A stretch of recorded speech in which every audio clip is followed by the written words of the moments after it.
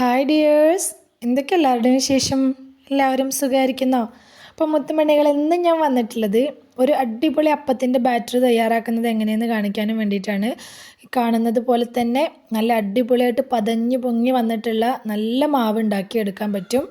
ആ മാവ് കൊണ്ട് തന്നെ നമുക്ക് അടിപൊളി നല്ല പൂ പോലത്തെ നല്ല സോഫ്റ്റ് ആയിട്ടുള്ള അപ്പം ഉണ്ടാക്കിയെടുക്കാൻ പറ്റും. അപ്പോൾ വീഡിയോയിലേക്ക് പോകുന്നതിന് മുമ്പ് വീഡിയോ എല്ലാവരും ഒന്ന് സ്കിപ്പ് ചെയ്യാതെ മുഴുവനായിട്ട് കാണാൻ ശ്രമിക്കണേ. അതുപോലെ തന്നെ വീഡിയോ കണ്ടുകൊണ്ടിരിക്കുന്ന സമയത്ത് ഇഷ്ടമാവുന്നുണ്ടെങ്കിൽ ലൈക്ക് ബട്ടൺ ഒന്ന് പ്രസ് ചെയ്ത് വെക്കാനും മറക്കല്ലേ കേട്ടോ. അപ്പോൾ നമുക്കിത് എങ്ങനെ ഉണ്ടാക്കുന്നത് നോക്കിയാലോ. അതിനായിട്ട് ആദ്യം തന്നെ ഒരു പാത്രം എടുത്ത് വെച്ചിട്ടുണ്ട്. അതിലേക്ക് 2 കപ്പ് പച്ചരിയാണ് ചേർത്ത് കൊടുക്കുന്നത്. അപ്പം ഞാനിപ്പോൾ ഇവിടെ എടുത്തിട്ടുള്ളത് നമ്മുടെ റേഷൻ കടയിൽ നിന്നൊക്കെ മേടിക്കാൻ കിട്ടുന്ന പച്ചരിയില്ലേ, ആ പച്ചരിയാണ് എടുത്തിട്ടുള്ളത്. നിങ്ങൾക്ക് ഏത് പച്ചരി വേണമെങ്കിലും എടുക്കാം കേട്ടോ. ഇത് നല്ലപോലെ കഴുകി എടുത്തുകൊണ്ട് വരണം. ഞാനിതപ്പോൾ ഒരു 5-6 തവണയൊക്കെ ഇത് നല്ലപോലെ കഴുകി എടുത്തുകൊണ്ട് വന്നിട്ടുണ്ട്. ഇനി ഇത് കുതിരാൻ ആവശ്യമായിട്ടുള്ള വെള്ളം ഒഴിച്ച് വെച്ചിട്ട് നമുക്കിത് കുതിരാനായിട്ട് മാറ്റി വെക്കണം. അപ്പോൾ ഇതൊരു 6 മണിക്കൂർ കുതിരാനായിട്ട് വെക്കണം. അപ്പോൾ നമ്മൾ റേഷൻ കടയിലെ പച്ചരിയൊക്കെ എടുക്കുന്ന സമയത്ത് നല്ലപോലെ കഴുകിയെടുക്കാനായിട്ട് ശ്രദ്ധിക്കണം കേട്ടോ. ഇനി ഇത് മൂടിയിട്ട് ഒരു സൈഡിലേക്ക് മാറ്റി വയ്ക്കുക. ഇനി അതുപോലെ തന്നെ വേറൊരു ബൗൾ എടുത്ത് വെച്ചിട്ടുണ്ട്. അതിലേക്ക് ഞാൻ ചേർത്ത് കൊടുക്കുന്നത് 1 കപ്പ് തേങ്ങാവെള്ളമാണ്. അപ്പോൾ തേങ്ങാവെള്ളം എടുക്കുന്ന സമയത്ത് 1 കപ്പില്ലെങ്കിൽ കുറച്ച് വെള്ളം ഒഴിച്ചിട്ട് 1 കപ്പാക്കി എടുത്താലും മതി. എന്നിട്ട് 1 ടീസ്പൂൺ പഞ്ചസാരയാണ് ഞാൻ ഇതിലേക്ക് ചേർത്ത് കൊടുത്തിട്ടുള്ളത്. പിന്നെ ഇതിലേക്ക് ചേർത്ത് കൊടുക്കുന്നത് 3/4 ടീസ്പൂണോളം വിനാഗിരിയാണ് ചേർത്ത് കൊടുക്കുന്നത്. അപ്പോൾ ഞാൻ മാവ് നേരത്തെ അരച്ച് വെക്കുന്നതിനെ കൊണ്ടാണ് ഞാൻ 3/4 ടീസ്പൂൺ ചേർത്തത്. നിങ്ങൾ രാത്രി നേരം വൈകിയാണ് മാവ് അരച്ച് വെക്കുന്നതെന്ന് വെച്ചാൽ ഒരു 1.5 ടീസ്പൂണൊക്കെ ചേർത്ത് കൊടുക്കുക കേട്ടോ. എന്നിട്ട് നന്നായിട്ടൊന്ന് ഇളക്കി മിക്സാക്കി എടുക്കുക. എന്നിട്ട് ഇത് മൂടിയിട്ട് ഒരു സൈഡിലേക്ക് മാറ്റി വയ്ക്കുക. നമ്മൾ അരി കുതിർക്കാൻ വെക്കുന്ന ആ സമയത്ത് തന്നെ ഇതും ചെയ്ത് വെക്കണം കേട്ടോ. ഇതപ്പോൾ ഒരു 6 മണിക്കൂർ ഞാൻ നമ്മുടെ അരിയൊക്കെ നന്നായിട്ട് കുതിർത്തെടുത്തിട്ടുണ്ട്. നമ്മുടെ പച്ചരിയൊക്കെ നന്നായിട്ട് തന്നെ കുതിർന്ന് വന്നിട്ടുണ്ട്. ഇനി ഇതൊരു സ്ട്രെയിനറിലേക്ക് മാറ്റി കൊടുക്കണം. അതിൻ്റെ വെള്ളമൊക്കെ കംപ്ലീറ്റ് ഒന്ന് കളഞ്ഞെടുക്കണം കേട്ടോ. അപ്പോൾ ഞാൻ സ്ട്രെയിനറിലേക്ക് മാറ്റിയിട്ടുണ്ട്. ഇനി ഇതിലത്തെ വെള്ളമൊക്കെ പോയ ശേഷം ഞാനിതൊന്ന് അരച്ചെടുക്കുന്നുണ്ട്. അപ്പോൾ മിക്സിയുടെ ജാറിലാണ് ഞാൻ ചെയ്തെടുക്കുന്നത്. നിങ്ങൾ ഗ്രൈൻഡറോ മിക്സി എന്താണെന്ന് വെച്ചാൽ അത് ഉപയോഗിക്കുക. അപ്പോൾ മിക്സിയിൽ അരച്ചെടുത്താൽ നല്ല മാവായിട്ട് തന്നെ കിട്ടും കേട്ടോ. അപ്പോൾ ഞാൻ അരി മുഴുവനായിട്ട് മിക്സിയുടെ ജാറിലേക്ക് ചേർത്ത് കൊടുക്കുന്നുണ്ട്. ശേഷം ഇതിലേക്ക് ചേർത്ത് കൊടുത്തിട്ടുള്ളത് ഒരു 1/2 കപ്പോളം തേങ്ങയാണ് ചേർത്ത് കൊടുത്തിട്ടുള്ളത്.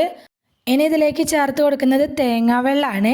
നമ്മൾ അരി കുതിരാനായിട്ട് വെച്ച സമയത്ത് തന്നെ തേങ്ങാവെള്ളത്തിലേക്ക് നമ്മൾ വിനാഗിരി ചേർത്ത് വെച്ചിട്ടുണ്ടായിരുന്നില്ലേ, ആ വെള്ളം ചേർത്താണ് ഇത് അരച്ചെടുക്കേണ്ടത്. ഞാനിതപ്പോൾ നന്നായിട്ടൊന്ന് അരച്ചെടുത്തുകൊണ്ട് വന്നിട്ടുണ്ട്. ഇനി ഇതൊരു പാത്രത്തിലേക്ക് ഒഴിച്ചു കൊടുക്കുന്നുണ്ട്. അപ്പോൾ ഞാൻ ഇപ്പോൾ ഒരു വലിയ പാത്രം തന്നെ എടുത്തിട്ടുണ്ട് കേട്ടോ. അതിന് മുന്നേ ഞാൻ ഇതുപോലെ അരച്ച് വെച്ച സമയത്ത് കുറച്ച് ചെറിയ പാത്രം എടുത്തതിനെ കൊണ്ട് തന്നെ മാവ് പതിഞ്ഞ് പൊന്തി പുറത്തൊക്കെ തോയി പോയിട്ടുണ്ടായിരുന്നു. ഇപ്രാവശ്യം ഞാൻ കുറച്ച് വലിയ പാത്രം എടുത്തു. അപ്പോൾ ആ മാവ് പാത്രത്തിലേക്ക് ഒഴിച്ചു കൊടുത്ത ശേഷം അതൊരു സൈഡിലേക്ക് മാറ്റി വയ്ക്കുന്നുണ്ട്. ഇനി മിക്സിയുടെ ജാറിലേക്ക് ഞാൻ ആദ്യം ഒരു 1/2 കപ്പ് വെള്ളം ഒഴിച്ചു കൊടുത്തിട്ടുണ്ട്. എന്നിട്ട് മിക്സിയുടെ ജാർ നല്ലപോലെ ഒന്ന് ചുഴറ്റിയെടുക്കുന്നുണ്ട്. എന്നിട്ട് ആ വെള്ളം ഞാൻ ഒരു പാനിലേക്ക് ഒഴിച്ചു കൊടുക്കുകയാണ്.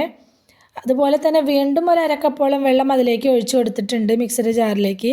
വീണ്ടും അതുപോലെ തന്നെ ഒന്ന് ചുഴറ്റിയിട്ട് അത് ആ പാനിലേക്ക് തന്നെ ഒഴിച്ചു കൊടുക്കുന്നുണ്ട്. മൊത്തം 1 കപ്പോളം വെള്ളം എടുത്തിട്ടുണ്ട്. ഇനി വേണ്ടത് നമ്മൾ അരച്ചെടുത്ത് വെച്ചിട്ടുള്ള മാവിൽ നിന്ന് ഒരു 2-3 ടീസ്പൂൺ മാവ് ഈ ഇതിലേക്ക് കോരി ഒഴിച്ചു കൊടുക്കുക. ഈ പാനിലേക്ക് കോരി ഒഴിച്ചു കൊടുക്കുക. 2-3 ടീസ്പൂൺ മതി കേട്ടോ. ചെറിയ ടീസ്പൂണിനാണ്, അതിൽ കൂടുതലൊന്നും വേണ്ട. അത് കപ്പി കാച്ചെടുക്കാനും വേണ്ടിയിട്ടാണ്. ഇതിന് നന്നായിട്ടൊന്ന് മിക്സാക്കി കൊടുക്കുക. നന്നായിട്ടൊന്ന് മിക്സാക്കി കൊടുത്ത ശേഷം ഇത് നമുക്ക് സ്റ്റവിൻ്റെ മുകളിലേക്ക് മാറ്റി കൊടുക്കുക. എന്നിട്ട് ഫ്ലെയിം ഓൺ ചെയ്യുക. എന്നിട്ട് നമ്മളിത് കൈവിടാതെ ഒന്ന് ഇളക്കി കൊടുത്തുകൊണ്ടിരിക്കണം. ഫ്ലെയിം മീഡിയത്തിൽ വെച്ചാൽ മതി, ഒരുപാട് ലോ ആക്കി വെക്കേണ്ട ആവശ്യമൊന്നുമില്ല കേട്ടോ. മീഡിയം ഫ്ലെയിമിലിട്ട് കൈ എടുക്കാതെ നമ്മളിത് ഇളക്കി കൊടുത്തുകൊണ്ടിരിക്കണം. കൈ എടുക്കാതെ തന്നെ ഇളക്കണം, അല്ലെങ്കിൽ അത് അവിടെ പെട്ടെന്ന് കട്ട പിടിക്കുക, അടി പിടിക്കാനൊക്കെ ചാൻസ് ഉണ്ട് കേട്ടോ.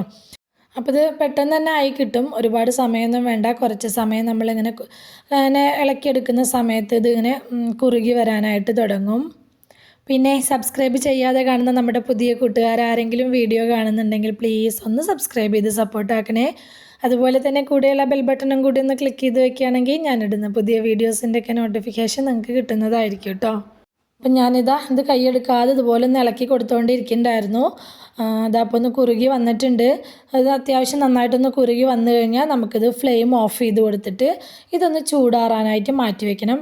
അത്യാവശ്യം നല്ലപോലെ ഒന്ന് ചൂടാറി കിട്ടണം കേട്ടോ. ചെറിയൊരു ചൂടുണ്ടെങ്കിൽ കുഴപ്പമില്ല, പക്ഷെ നല്ല ചൂടിൽ അരച്ചെടുക്കരുത്. ഇതപ്പോൾ ഞാൻ ഫ്ലെയിം ഒന്ന് ഓഫാക്കി കൊടുത്തിട്ടുണ്ട്. ഇനി ചൂടാറാനായിട്ട് ഒരു സൈഡിലേക്ക് മാറ്റി വെക്കുന്നുണ്ട്.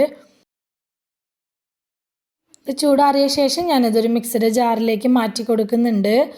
നമ്മൾ ആ കപ്പി കാച്ചി എടുത്തത് മുഴുവനായിട്ടും ഇതുപോലെ ആ പാനിൽ നിന്ന് ഒരു സ്പാച്ചിൽ എന്തെങ്കിലും വെച്ചിട്ട് ഇതിൽ മിക്സർ ജാറിലേക്ക് മുഴുവനായിട്ട് ആക്കി കൊടുക്കണം. അതാക്കി കൊടുത്ത ശേഷം ഇതിലേക്ക് ആവശ്യമായിട്ടുള്ള വെള്ളം ഒഴിച്ചു കൊടുത്തിട്ട് നമുക്കിതൊന്ന് അരച്ചെടുക്കണം. ഞാനിപ്പോൾ ഒരു അരക്കപ്പ് വെള്ളം ഒഴിച്ചു കൊടുത്തിട്ടാണ് ഇത് അരച്ചെടുക്കുന്നത്. നിങ്ങൾ നോക്കിയിട്ട് മാത്രം വെള്ളം ഒഴിച്ചു കൊടുക്കുക. വെള്ളമൊക്കെ ഒഴിച്ചു കൊടുക്കുന്ന സമയത്ത് ഒരുപാട് അങ്ങ് ഒഴിച്ചു കൊടുക്കരുത്. അതിൽ നിന്ന് കുറേശ്ശെ ഒഴിച്ചു കൊടുത്തിട്ട് വേണം അരച്ചെടുക്കാനായിട്ട്. ഞാനിത് അപ്പം നന്നായിട്ടൊന്ന് അരച്ചെടുത്തുകൊണ്ട് വന്നിട്ടുണ്ട്. ഇനി നമ്മളിത് ആദ്യം അരച്ചെടുത്ത മാവിലേക്ക് ഒഴിച്ചു കൊടുക്കുകയാണ് ചെയ്യുന്നത്. ഇനി ഞാൻ ഇതിലേക്ക് ആവശ്യമായിട്ടുള്ള ഉപ്പ് ഇപ്പം തന്നെ ചേർത്ത് കൊടുക്കുന്നുണ്ട്. അപ്പോൾ ഇപ്പോൾ ഒരു തണുപ്പുള്ള സമയമല്ലേ, ചൂടുള്ള സമയമല്ലല്ലോ, അപ്പം മാവ് പൊന്തി കിട്ടാനും വേണ്ടിയിട്ടാണ് ഞാൻ ഉപ്പ് ചേർത്ത് കൊടുത്തിട്ടുള്ളത്. എന്നിട്ട് നമ്മുടെ കൈ വെച്ച് നന്നായിട്ട് ഒരു 5-6 മിനിറ്റ് നന്നായിട്ട് തന്നെ കൈ വെച്ച് ഇളക്കിയെടുക്കണം. അപ്പോഴാണ് നമ്മുടെ മാവ് നല്ല രീതിയിൽ പുളിച്ച് പൊങ്ങി കിട്ടുക. ഓവർ പുളിയൊന്നും ഉണ്ടാവില്ല കേട്ടോ. നമ്മൾ വിനാഗിരി ചേർത്തു എന്ന് വെച്ചിട്ട് ഇതിന് ഓവർ പുളിയോ ഒന്നുമില്ല. അടിപൊളിയായിട്ട് തന്നെ നമുക്ക് നമ്മുടെ അപ്പം ചുട്ടെടുക്കാനായിട്ട് കിട്ടും കേട്ടോ. ഇതിലേക്ക് ഞാൻ ബേക്കിംഗ് സോഡയോ അതുപോലെ തന്നെ ഈസ്റ്റോ ഒന്നും തന്നെ ചേർക്കുന്നില്ല. കൈ വെച്ച് നന്നായിട്ട് മിക്സാക്കിയ ശേഷം മൂടി വെച്ചിട്ട് നമുക്കിത് പുളിച്ച് പൊന്തി വരാനായിട്ട് മാറ്റി വയ്ക്കാം. ഇതപ്പോൾ ഞാൻ രാവിലെ വന്നിട്ട് മാവ് എടുത്ത് നോക്കുന്ന സമയത്ത് നല്ലപോലെ പൊന്തി വന്നിട്ടുണ്ട് കേട്ടോ. നിങ്ങൾക്ക് കാണുമ്പോൾ തന്നെ മനസ്സിലാവും നല്ലപോലെ മാവ് പുളിച്ച് പൊന്തി തന്നെ വന്നിട്ടുണ്ട്. നമ്മൾ ഒഴിച്ചു വെച്ചിട്ടുള്ള പാത്രത്തിൻ്റെ 3/4 ഭാഗത്തിലും കൂടുതലായിട്ട് തന്നെ മാവ് പൊന്തി വന്നിട്ടുണ്ട് കണ്ടോ. നമ്മൾ ഇളക്കിയെടുക്കുന്ന സമയത്ത് നല്ല പതഞ്ഞ് പൊന്തി നല്ല അടിപൊളി മാവായിട്ട് തന്നെ നമുക്കിത് കിട്ടിയിട്ടുണ്ട്. ഇനി ഈ മാവ് നമ്മൾ ഒരുപാട് നേരിട്ട് ഇളക്കി എടുക്കരുത്. നമ്മളിതിലേക്ക് ഉപ്പൊക്കെ ചേർത്താണ് ഇളക്കി വെച്ചിട്ടുള്ളത്. അതിനെക്കൊണ്ട് തന്നെ ഇനി ഇത് നമ്മൾ ഒരുപാട് നേരിട്ട് ഇളക്കി കഴിഞ്ഞാൽ ആ മാവ് നമ്മൾക്ക് നല്ല സോഫ്റ്റ് ആയിട്ടുള്ള അപ്പം ചുട്ടെടുക്കാനായിട്ട് പറ്റില്ല. അപ്പോൾ 1-2-3 തവണ മാത്രം ഒന്നങ്ങ് ഇളക്കിയെടുക്കുക. എന്നിട്ട് നമുക്ക് ഇത് അപ്പം ചുട്ടെടുക്കാം. അപ്പം ഞാൻ അപ്പച്ചട്ടിയിലല്ല ചുടുന്നത്. ഇതുപോലെ ഒരു ദോശച്ചട്ടി വെച്ച് കൊടുത്തിട്ട് അതിൽ അങ്ങനെ ഒരുപാട് വട്ടത്തിലല്ലാതെ കനത്തിൽ പരത്തിയിട്ട് അങ്ങനെയാണ് ഞാൻ ചുട്ടെടുക്കുന്നത്. അപ്പച്ചട്ടിയിൽ വേണമെങ്കിൽ നമുക്കിത് ചുട്ടെടുക്കാം കേട്ടോ. അപ്പോൾ ചൂടായ ചട്ടിയിലേക്ക് ഇതുപോലെ കുറേശ്ശെ മാവ് ഒഴിച്ചു കൊടുക്കുക. എന്നിട്ട് കനം കുറച്ച് നമ്മൾ ദോശയ്ക്ക് പരത്തുന്ന പോലെ പരത്താതെ ഇതുപോലെ കുറച്ച് കട്ടിക്ക് പരത്തി കൊടുക്കുക. എന്നിട്ടൊന്ന് മൂടി വയ്ക്കുക, ഒന്ന് വെന്ത് വരുന്നത് സമയം വരെ. ഇനി കുറച്ചും കൂടി മൊരിയിച്ചെടുക്കണം എന്നുള്ളവർക്ക് കളർ കുറച്ച് മാറണം എന്നുണ്ടെങ്കിൽ കുറച്ച് സമയം കൂടി വെച്ചാൽ മതി കേട്ടോ.